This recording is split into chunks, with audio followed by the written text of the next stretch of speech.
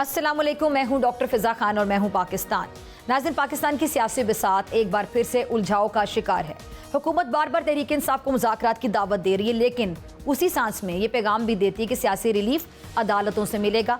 हुकूमत के पास देने के लिए कुछ भी नहीं है।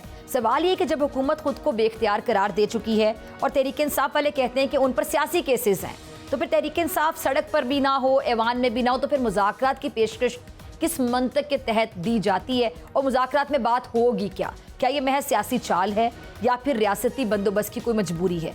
ऐसा महसूस होता है कि इक़्तिदार के जो मराकज़ हैं एक ऐसी हिज़्ब इख्तिलाफ की तलाश में हैं जो काबिल कबूल हो लेकिन नुमाइंदा भी हो, और इधर तहरीक इंसाफ एक अजब कश्मकश में गिरफ्तार है। कभी कहती है कि हुकूमत मुज़ाकरात का माहौल नहीं बना रही और साथ ही दावा भी करती है कि हुकूमत के पास तो देने के लिए कुछ भी नहीं है।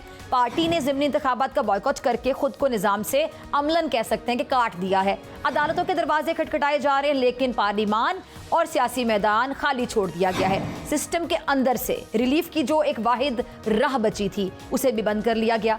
अब एक ऐसी स्ट्रैटेजी, हिकमत अमली है जो नामुकम्मल मुज़ाहमत कहला सकती है और ना ही मौसर मुफाहमत। लगता ऐसे है जैसे पार्टी एक ऐसे सियासी खेल में है जिसमें सब कुछ दाव पे लगा दिया है, मगर चाल क्या चली जाए और कौन चले ये बिल्कुल मालूम नहीं है। अच्छा, बार बार ऑल इन का नारा लगाकर एक पत्ता फेंका जाता है और फिर खामोशी छा जाती है। अच्छा नाज़रीन, पीटीआई अपनी एक जो इनकी स्ट्रैटेजी हिकमत अमली है उसकी जंजीरों में जकड़ी हुई है। क्या पीटीआई ये समझती है कि बाइकॉट के ज़रिए निज़ाम जो है वो मफलूज करके इक़्तिदार वापस हासिल कर लिया जा सकता है? और इमरान खान के बेटों की अमरीकी यात्रा या फिर इसके साथ साथ डोनाल्ड ट्रंप से रवाबित की खबरें इस गुमान को जन्म दे रही थी कि शायद अमरीका से कुछ दबाव आएगा, लेकिन ये भूल जाना कि आलमी ताकतें सिर्फ अपने मफादात की असीर होती हैं एक सियासी सादगी से कम नहीं है। मेरे ख्याल से पाकिस्तान में ताकत के मराकज़ यानी मुक़्तदरा हल्के और मौजूदा हुकूमत अमरीकी इस्टेब्लिशमेंट के साथ फाल राब्ते में है। ताउन, तिजारत, सिफारत के तमाम जो पत्ते हैं उनके हाथ में हैं। अब ऐसे में इमरान खान जैसे ज़ेरे हिरासत रहनुमा की आज़ादी के लिए वाशिंगटन से किसी किस्म की मुदाखलत की तवक्को रखना शराब से कम नहीं है। हुकूमत मौशी कामयाबियों का दावा कर रही है और दूसरी जानिब अपोजिशन जमातों की ऑल पार्टीज कॉन्फ्रेंस में हुकूमत से सियासी और मौशी हालात पर कौमी मुकालमे का बाकायदा मुतालबा किया जा रहा है। क्या हुकूमत के जो मौशी इस्तेहकाम के दावे हैं हकीकत पर मबनी है? और क्या हुकूमत अपोजिशन जमातों से बातचीत के लिए तैयार भी है? और दूसरी जानिब आए रोज़ सदर ममलिकत की तब्दीली की खबरें गर्दिश करती हैं, तो कभी वज़ीर आज़म के मुतबादिल नाम जो हैं वो ज़ेर बहस आना शुरू हो जाते हैं। ये सब कुछ इस बात का इशारा है कि शायद मौजूदा बंदोबस्त के सतून लरज़ रहे हैं। अगर देखा जाए तो मुल्क की सियासत एक ऐसे चौराहे पर खड़ी है जहाँ हर रास्ता किसी न किसी रुकावट की तरफ ही ले जाता है। अगर वाकई किसी सियासी इस्तेहकाम की ख्वाहिश है तो लाजिम है कि तमाम फरीकैन खुले दिल से एक मेज़ पर बैठें, अवामी ताकत की असल हकीकत को तस्लीम करें, अवाम को ये यकीन दिलाएं कि सियासत जो है वो बंद दरवाज़ों की साजिश नहीं बल्कि खुले मैदान का खेल है। इस सारी सूरत हाल पर बात करने के लिए मेरे साथ मौजूद मेहमान मौजूद हैं। सीनियर सियासतदान साबिक गवर्नर सिंध मोहम्मद ज़ुबैर साहब, बहुत शुक्रिया आपके वक्त के लिए। मोहम्मद ज़ुबैर साहब, मैं सबसे पहले जानना चाहूँगी कि हुकूमत जो मुआशी, सिफारती और गवर्नेंस के हवाले से अपने अहदाफ हासिल करने का बारहा दावा करती है, तो क्या हुकूमत का दावा बिल्कुल बजा है, दुरुस्त है, ठीक है?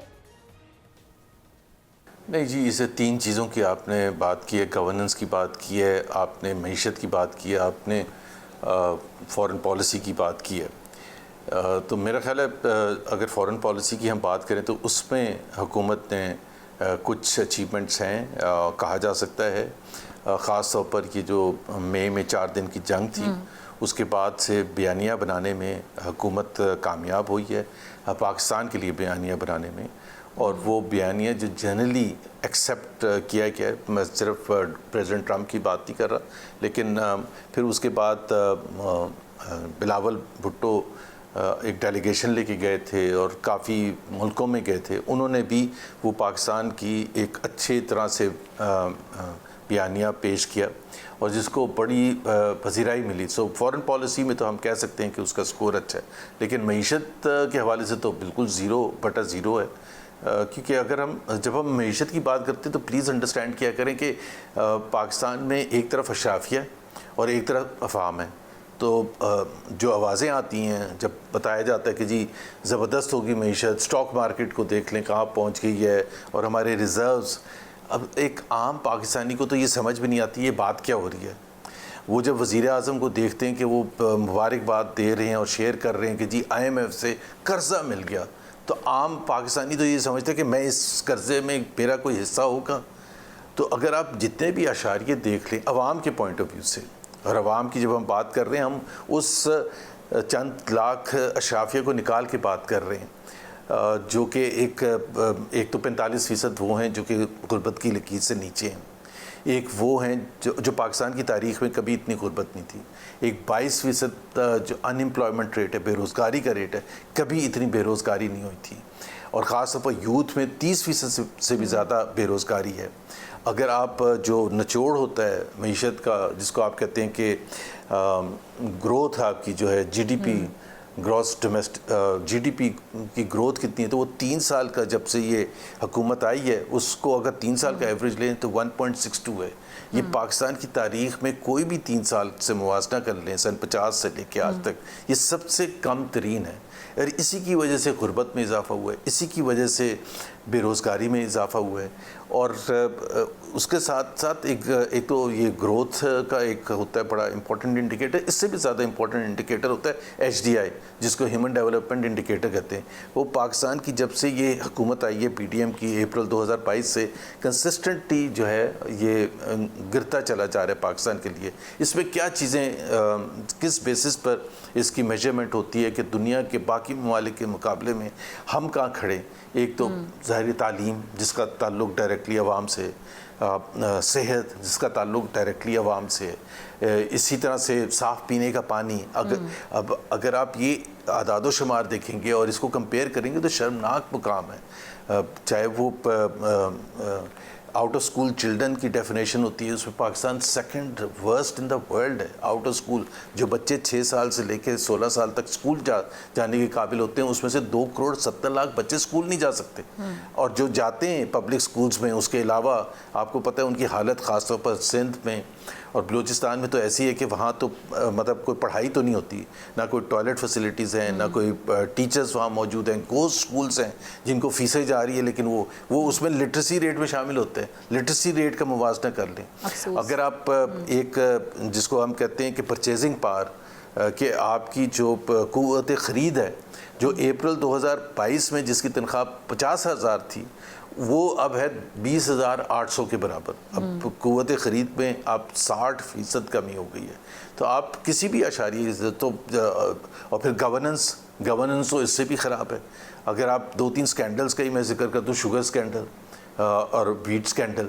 शुगर स्कैंडल में आपको पता है अभी ऑडिटर जनरल ने पार्लियामेंट में स्पीच दी, बताया आदाद शुमार। ऑडिटर जनरल हुकूमत का सबसे बड़ा नुमाइंदा, उसने ये कंफर्म किया कि ये जो अभी पिछले 2-3 महीने में जिस तरह से तेज़ी से प्राइसेस बढ़ी हैं, उसमें 300 बिलियन जो है, 1 बिलियन में 100 करोड़ होते हैं, 300 बिलियन जो है वो हेरा फेरी हुई है और वो गया है पॉकेट्स में। उन्होंने कहा शुगर मिल ओनर्स के। अब शुगर मिल ओनर्स हैं कौन? जो फैसला साजी कर रहे हैं, जिन्होंने पहले फैसला किया कि पहले एक्सपोर्ट करते हैं, फिर फैसला किया कि आप इंपोर्ट करते हैं, और उसमें आप आराम से 300 बिलियन, ये उसके ऊपर है जो माशाल्लाह वो काफ़ी कमाते हैं नॉर्मल हालात में। वीट स्कैंडल आया, उसमें अगेन ऑडिटर जनरल की रिपोर्ट आ गई, प्राइम मिनिस्टर को पेश कर दी गई, 300 बिलियन रुपए का फिर पाकिस्तान के अवाम को टीका लगाया गया। लेकिन हुआ क्या? हुआ ये कि एक हुकूमत ने बजाय कि कोई एक्शन लेना था, किसी पर जिम्मेदारी डालनी थी, किसी को सज़ा देनी थी, अब ये झगड़ा ये है कि जी ये PDM 1 हुकूमत का फ़ैसला था या केयर टेकर हुकूमत ने कोई फ़ैसले में मदद की थी, या जो नई हुकूमत आ गई थी मार्च 2024 में इलेक्शंस के बाद, उसका कसूर है। लेकिन आवाम के लिए तो 300 बिलियन रुपए उनकी जेब से एक गंदम के स्कैंडल में चले गए और 300 बिलियन ही चले गए चीनी के स्कैंडल में। अब ये गवर्नेंस का अगर हाल है और फिर आप ये क्लेम करें कि जी गवर्नेंस बड़ी इंप्रूव हो गई है। ठीक है। अच्छा मोहम्मद ज़ुबैर साहब, आए रोज़ जो वज़ीर-ए-आज़म सदर की तब्दीली की खबरें गर्दिश करती हैं, ये क्यों करती हैं? क्या जो मौजूदा निज़ाम है इसमें कोई कमज़ोरी, और क्या ये जो हाइब्रिड निज़ाम तवील मुद्दत तक चल सकता है? अब यार तवील मुद्दत चलेगा या नहीं चलेगा, इसका तो मेरा ख्याल है कोई भी कंफर्म नहीं कर सकता, बिकॉज पाकिस्तान में ज़ाहिर है मुख्तलिफ अतवार में, चाहे अयूब खान का दौर था या ज़िया-उल हक का दौर था। ज़िया-उल हक का दौर ले लें, किसी को नहीं पता था, वो तो 11 साल तक चल रहे थे, लेकिन हादसा एक हुआ जहाज़ का अनफॉर्चुनेटली, तो वो सिस्टम गिर गया। अयूब खान के खिलाफ मूवमेंट चली, 10 साल के बाद वो सिस्टम गिर गया। सो आई कांट से कि कितनी देर चलेगा, लेकिन उसमें कमज़ोरी तो है। इट इज़ अनसस्टेनेबल बिकॉज एक तो इंटरनल कॉन्ट्रडिक्शन आती। फिर हम कहते हैं हाइब्रिड निज़ाम अगर अच्छा है तो फिर आइन से मुतज़ादम है या नहीं है, ये सही क्वेश्चन है। और कायदे आज़म की सोच से मुतज़ादम है या नहीं है। क्या कायदे आज़म पार्लियामेंट को सोवरन देखना चाहते थे? क्या वो अवामी नुमाइंदे जो सही तरीके से अवाम अपना के वोट से पार्लियामेंट में पहुँचे, क्या फ़ैसला साजी का हक़ उनको था होना चाहिए? तो कायदे आज़म तो यही चाहते थे, आइन तो यही कहता है। अब हाइब्रिड निज़ाम की क्या ज़ाहिर है, वो क्या ये वज़ीर आज़म या सदर के हवाले से जो आपने सवाल पूछा कि ये ज़ाहिर है चलती है, एक अफवाह चलती है। लेकिन मैं आज ही सोहेल वड़ाइच साहब का आर्टिकल पढ़ रहा था जिसमें उन्होंने अपने इंटरव्यू का जिक्र किया फील्ड मार्शल आसिम मुनीर के साथ, और उन्होंने कंफर्म किया कि ऐसी कोई बात नहीं है। सो मेरे ख्याल है मैं तो उन्हीं की बात को सही समझूंगा। ठीक है जी, चलें जी। बानी पीटीआई को रिलीफ सिर्फ अदालतों से मिलेगा और हुकूमत ये कहकर खुद को बड़ा बेख्तियार कर चुकी है, तो फिर सर ये जो हुकूमत की तरफ से पीटीआई को मुज़ाकरात की पेशकश है, इसका क्या मकसद समझ आता है? उसमें बात क्या होगी? मुज़ाकरात में क्या बात करेंगे?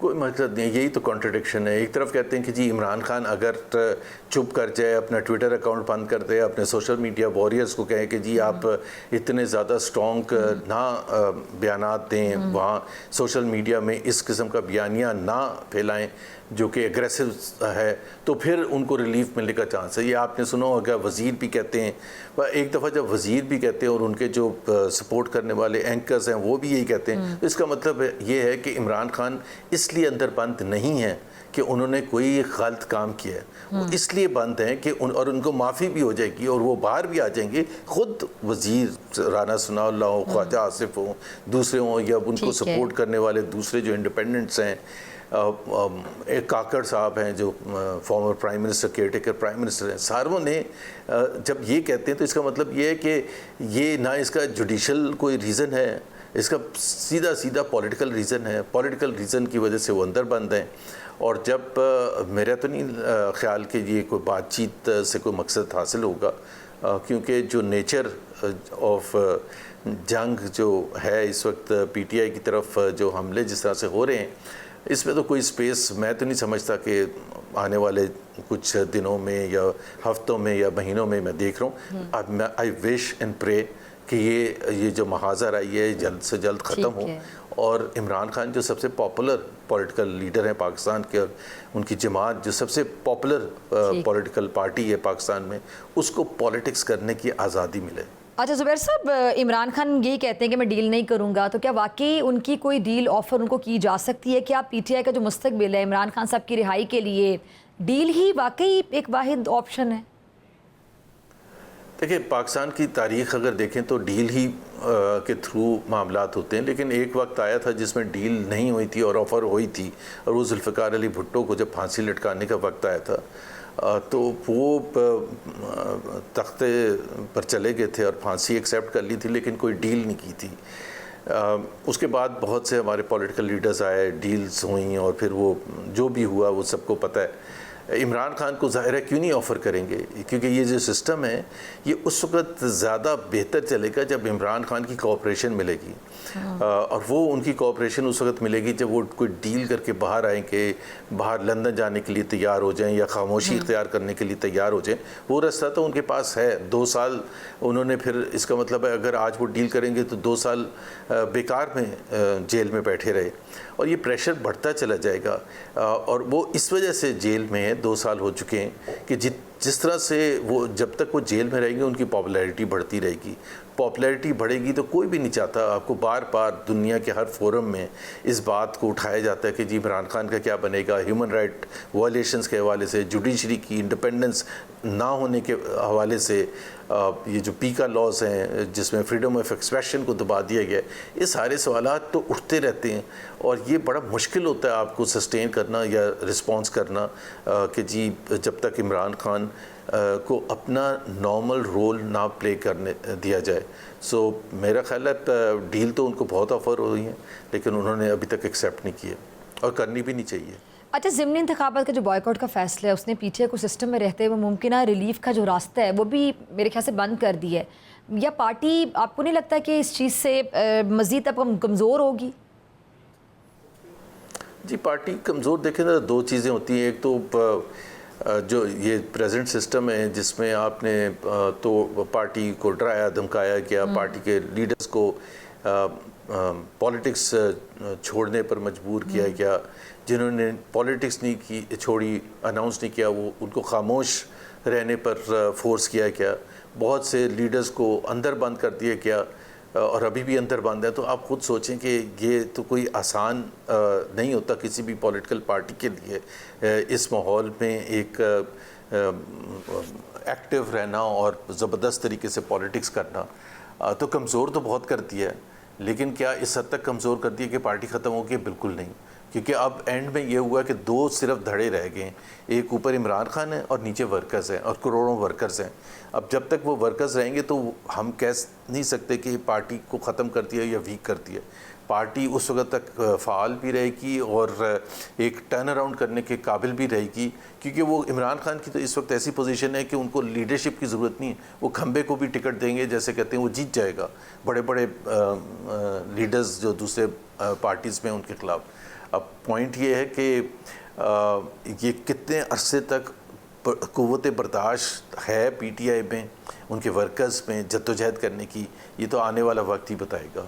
अच्छा, इमरान खान साहब की रिहाई के लिए जो आलमी दबाव है इसकी उम्मीद रखी जा सकती है? क्योंकि इस वक्त अगर हम बात करें मुक़्तदरा की और हुकूमत की, इनके दोनों के ताल्लुकात अमेरिका के साथ बहुत मिसाली हैं, बड़े आइडियल हैं। नहीं जी, कोई उम्मीद मेरा नहीं ख्याल है कि कोई देखें जो कंट्रीज़ की डिप्लोमेसी होती है ना, मैंने आपको एग्जांपल दी थी, जुल्फ़िकार अली भुट्टो को टांग दिया था।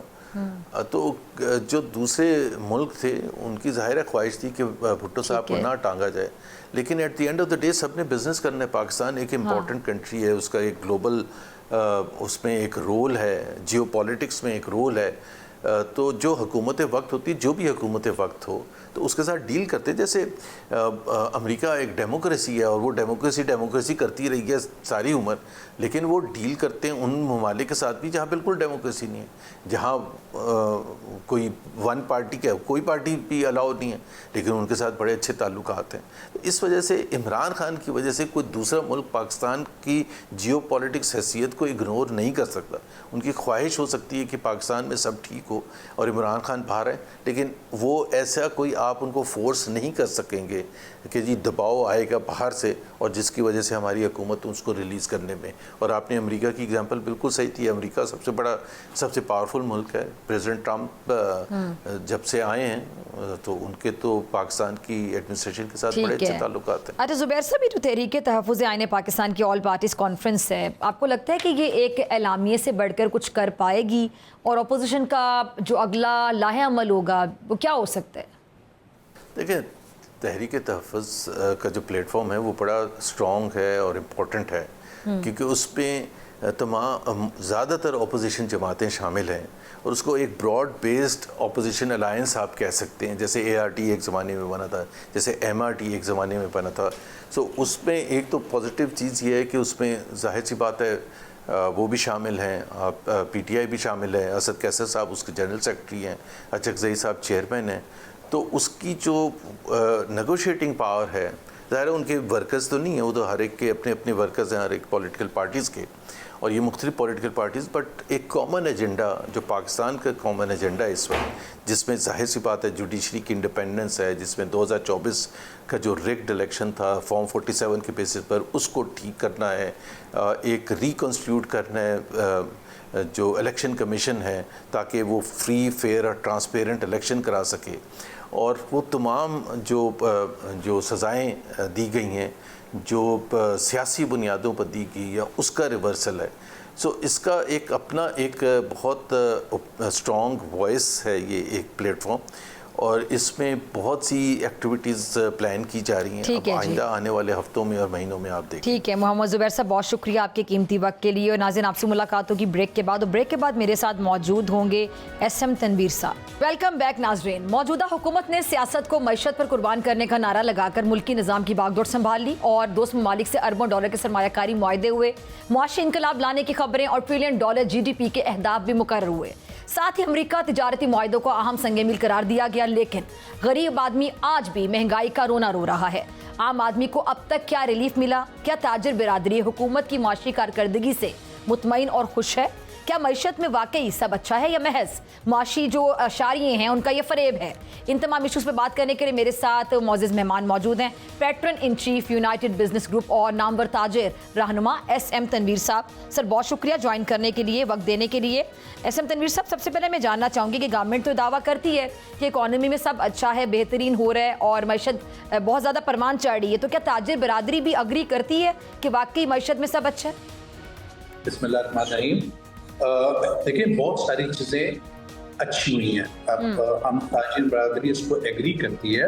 अगर आप 2 साल पहले देखें तो बिल्कुल नोज डाउन जा रहे थे, 330 का डॉलर हो गया था, अल्हम्दुलिल्लाह आज 285 का डॉलर हो गया है। मूडीज की रेटिंग बेहतर हो गई है, स्टॉक एक्सचेंज ऊपर जा रही है, तो हम एक स्टेबल मूड पे आ चुके हैं। अब जो हमने कल बात की प्रेस कॉन्फ्रेंस की, हमारा एक फेडरेशन, एक रिसर्च सेल है जो वक्तन फवक्तन रिपोर्ट्स बनाता रहता है। ये जो इंडिया पाकिस्तान की जंग हुई, जिस तरह से अल्हम्दुलिल्लाह पाकिस्तानी जंग जीता, ये एक गंदा दुश्मन है। आपको पता है कि उसने अटैक करके हमारे बच्चों पर अटैक किया, बच्चे मारे और फिर जिस तरह से उसको जवाब दिया गया, उसको अगर आगे चलना है वो आराम से नहीं बैठेगा।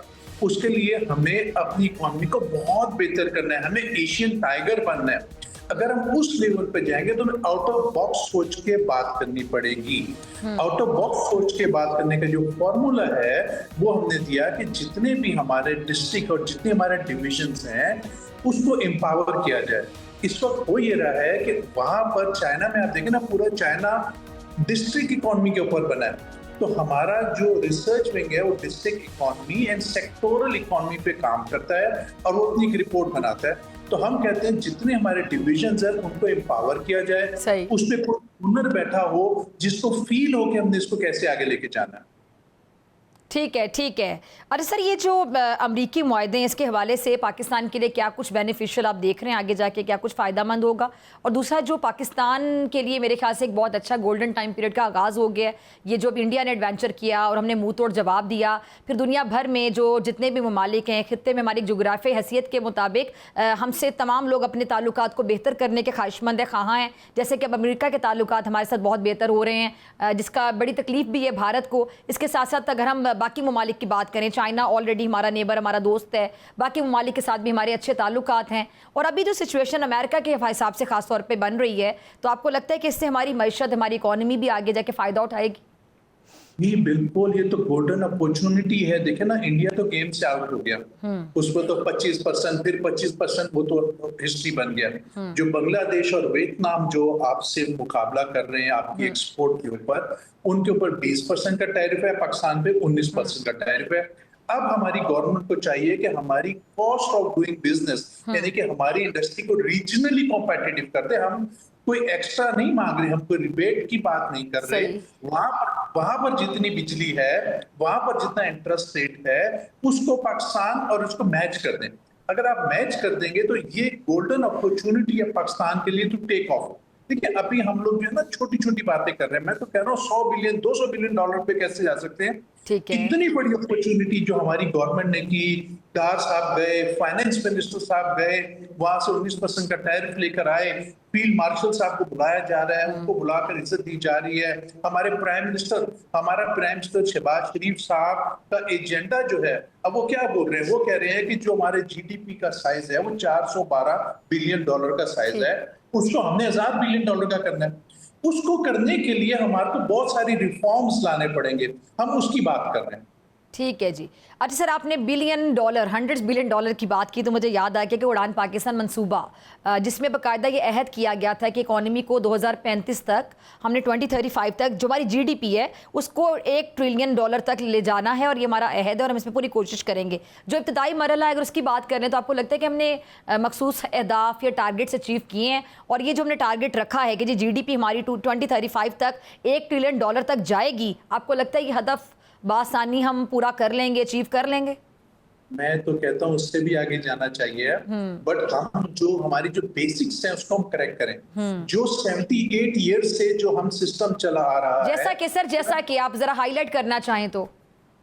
मैं बताता हूँ, जैसे मैं जब डिस्ट्रिक्ट इकोनॉमी की बात करता हूँ या डिवीजन की बात करता हूँ, उसको एम्पावर करना पड़ेगा। पहले तो मैंने आपसे कॉस्ट ऑफ डूइंग की बात की कि हमारे को रीजनली कॉम्पिटिटिव करें। दूसरा देखिए, हर डिवीजन के पास कोई ना कोई पाकिस्तान में प्रोडक्ट है। उस प्रोडक्ट को जब हम एम्पावर कर देंगे, वो प्रोडक्ट हर डिवीजन कम से कम 4-5 बिलियन डॉलर की एक्सपोर्ट कर सकता है। 38 डिवीजन है, $200 बिलियन की एक्सपोर्ट हो सकती है। बट उसको एम्पावर करने के लिए उसका कोई मालिक होना चाहिए, उसका कोई ओनर होना चाहिए जो वहां पर फोकस्ड होकर बैठे, पूछे कि क्या मसले मसाइल आ रहे हैं, उसको कैसे चलना है, या उस एरिया की ताकत है क्या।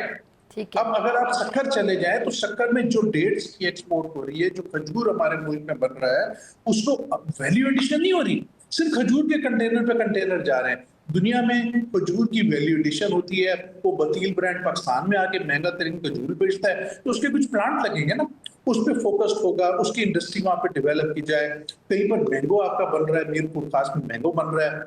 मैं वजीराबाद चला जाऊं तो वजीराबाद में कटलरी का आइटम, बहुत खूबसूरत कटलरी बन रही है। मैं तो हैरान हो गया कि ये इस तरह का पाकिस्तान में काम हो रहा है। चिन्योट चला जाओ, वहां पर जो फर्नीचर का काम हो रहा है, मैंने तो देखा गोरे फिर रहे थे वहां, फर्नीचर ढूंढते हुए आए हुए थे, मगर वो कॉटेज इंडस्ट्री छोटी छोटी बढ़ ही नहीं रही, वो एक्सपोर्ट कर ही नहीं रही। उसको एम्पावर करने की जो हमने ये फॉर्मूला दिया है, उसको आप एम्पावर कर दें। उसको एम्पावर कर देंगे, वो हर आपका जो डिवीजन है वो कम से कम $5 बिलियन की एक्सपोर्ट देगा। ठीक है। अच्छा सर, ये जो कारोबारी तबका है उसकी जानिब से शरह सूद जो 6% करने का मुतालिबा किया जा रहा है, और ये वाज़े तौर पे कहा जा रहा है कि इसका गवर्नमेंट को बड़ा फ़ायदा होगा, गवर्नमेंट के लिए बड़ा बेनिफिशियल होगा, तो ज़रा आसान अल्फाज में नाज़रीन को समझाइएगा कि हुकूमत को इसका किस किस तरह से फ़ायदा हो सकता है। मैं आपको बहुत ईजी वे में समझाता हूं। जी जी। इस वक्त जो गवर्नमेंट की अपनी बोरिंग है वो 76 ट्रिलियन रुपीस की बोरिंग है, जो लोकल डेट की मैं बात कर रहा हूँ, इंटरनेशनल की बात नहीं कर रहा। उस पर 11% सूद है जो गवर्नमेंट ने अपने बजट में 8.25 ट्रिलियन रुपीस दिया हुआ है। ठीक हो गया? ठीक है। अगर इसको 3% कर दें तो ये 5 ट्रिलियन रह जाता है। तो 5 और 8.25 जो 3-3.25 ट्रिलियन रुपए है, जो डॉलर में मैं कैलकुलेट करूं तो अराउंड 11-12 बिलियन डॉलर बन जाता है। ये तो गवर्नमेंट का सेव हो जाएगा। साथ हम ये कहते हैं गवर्नमेंट को कि जब आप ये कम करेंगे तो इंडस्ट्री भी चल जाएगी। जब मेरे को रीजनली कॉम्पिटिटिव करना है तो मेरे रीजन में तो 5% सूद है, 6% सूद है, तो मैं 11% सूद से तो मुकाबला नहीं कर सकता उनका जाकर। या जैसे बिजली महंगी है, तो ये सिंपल है कि इसको कर दे। बट गवर्नमेंट का भी एक पॉइंट ऑफ व्यू है कि कम क्यों नहीं कर रही, वो भी मैं आपको एक्सप्लेन करता हूँ। गवर्नमेंट कहती है बूम एंड बस्ट साइकिल आ जाता है।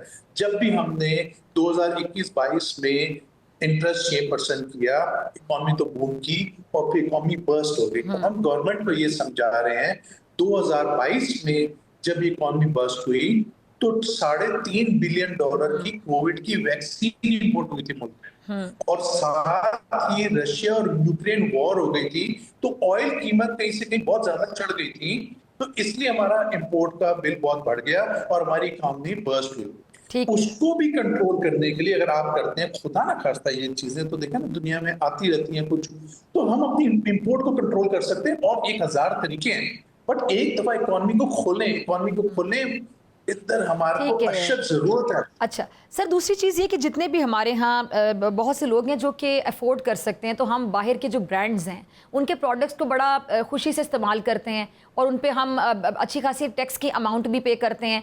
और जो हमारे यहाँ इंडस्ट्री है, मतलब मैं बड़ी जगहों पे कहती हूँ कि हमें अपने लोगों को प्रमोट करने की बहुत ज़रूरत है ताकि हमारी एक्सपोर्ट्स भी बढ़ें। हमारे यहाँ बहुत से ऐसे लोग हैं जिनके पास अच्छे आइडियाज़ हैं, जो कि काम करना जानते हैं या फिर छोटे लेवल पे काम कर रहे हैं, और अच्छे प्रोडक्ट्स भी बनाए जा सकते हैं। उन प्रोडक्ट्स का जो नेमुल बदल हो या उनके ऑल्टरनेट के तौर पे इस्तेमाल किए जा सके, जिनकी प्राइस भी कम हो, और फिर जब उनके रिजल्ट्स अच्छे हों, आजकल सोशल मीडिया का दौर है और वहाँ पे जिस तरह लोग फिर फीडबैक देते हैं तो फिर लोग हमसे वो डिमांड करें और हम एक्सपोर्ट करें उन प्रोडक्ट्स को। देखिए, एक तो आपने मेरे दिल की बात की है। क्योंकि ये बात मेरे दिल में बहुत बार आती है लेकिन इस पे कोई अमल नहीं करता। आप इंपोर्ट सब्स्टिट्यूशन की बात कर रही हैं कि जो चीज इंपोर्ट हो रही है वो मेरे मुल्क में क्यों नहीं बनती, जब मेरे मुल्क और मुल्क में बनेगी तो एक्सपोर्ट भी होगी, दूसरे लोग हमसे मंगवाएंगे, उनकी इंपोर्ट कहलवाएगी वो। और ऊपर से, सॉरी मैं आपकी बात काट रही हूँ, ऊपर लिखा होगा मेड इन पाकिस्तान, तो ये भी बड़ी खूबसूरत बात है। कितना प्राउड फील करेंगे एग्जैक्टली। तो वो जब हमारे मुल्क में बनेगी तो हम एम्प्लॉयमेंट भी जनरेट करेंगे मुल्क में, बेरोजगारी खत्म हो जाएगी, एक्सपोर्ट हो जाएगी और टैक्स भी देगी। बट वो वक्त बनेगी जब हम कॉम्पिटिटिव होंगे, रीजनली कॉम्पिटिटिव होंगे। अगर चाइना में एक बिजली की कीमत अगर 6 सेंट है और मेरे पास 13 सेंट है, तो मैं महंगी बिजली या महंगे इंटरेस्ट से जो भी चीज बनाऊंगा, चाइना का माल पाकिस्तान आना ही आना है। आप इसको रोकेंगे, 2 नंबर से आ जाएगा सामान। तो हमें इंडस्ट्री को कॉम्पिटिटिव कर दें। आप तमाशा तो देखें पाकिस्तान में क्या होता है। तो उसके लिए हमारे यहाँ रुकावटें क्या हैं? आपको क्या लगता है कि मैंने भी आपके दिल की बात की, आपके दिल में भी ये बात है, और मैं एक मज़ारी बात है, मैं बिजनेसमैन तो नहीं हूँ, लेकिन हाँ मेरे दिल में अक्सर ये आइडिया आता है कि इस तरह के आइडियाज़ पे काम क्यों नहीं होता। तो सर क्या हमारे यहाँ रुकावटें क्या हैं? हम उसमें क्यों इतना एक्सेल नहीं कर पाते? क्यों हम उस ग्रोथ को इमेजिन नहीं कर पाते? हमें लगता है कि क्या हम उस हद तक नहीं कर सकते? नहीं कर सकते। कॉस्ट हमारे मुल्क में कॉस्ट इतनी ज्यादा है। जब चाइना की कॉस्ट कम है, चाइना का जो एक चीज प्रोड्यूस, लेट्स से जूता प्रोड्यूस कर रहा है वो, अगर उसकी कॉस्ट कम है और मेरे मुल्क में वही जूता प्रोड्यूस करने की कॉस्ट ज्यादा है, तो मेरी मुल्क की इंडस्ट्री नहीं चलेगी। तो कॉस्ट को कम कैसे किया जा सकता है प्रैक्टिकल ग्राउंड्स पे? देखिए, बिजली मैं बार बार कह रहा हूँ कि 9 सेंट की होनी चाहिए। और बिजली आप कहेंगे कि आईएमएफ जो है वो बिजली तो कम नहीं करने देगा। आईएमएफ कहता है कि पर इसलिए फेडरेशन ने 1.5 साल एक जंग लड़ी आईपीपी के खिलाफ, आपको मालूम होगा। आईपीपी के सारे कॉन्ट्रैक्ट अल्हम्दुलिल्लाह हमारी गवर्नमेंट ने रिवाइज कर दिए। उसका जो बेनिफिट आया है वो बेनिफिट सही तरह से पास ऑन इंडस्ट्री को नहीं किया गया।